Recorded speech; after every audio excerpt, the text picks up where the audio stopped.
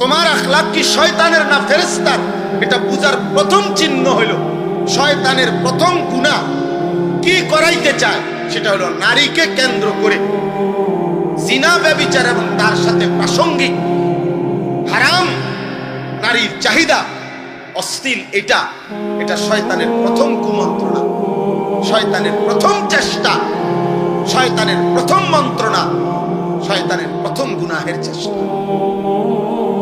নারীর ফাঁদে আটকায় দেওয়া, নারীর লোভে ফেলে দেওয়া, নারীর নেশায় ডুবায় দেওয়া। নাইলে একটা ছেলে যদি মানুষের বাচ্চা হও, এক পবিত্র মা তোমাদেরকে 2 বছর দুধ পান করাইছে, 16 বছর বয়স মাত্র, এত কম বয়সে এত নারী দেখো কেন? অসভ্য কোথাকার। এত মাত্র 20 বছর হয় নাই, এত ছবি, সারা রাত নারী ছবি, উলঙ্গ দৃশ্য যে দেখো, এই হাইওয়ান, এটা কোনো মানুষের আখলাক? এটা কোনো মানুষের চরিত্র? এত কম বয়সে এত নারী দরকার,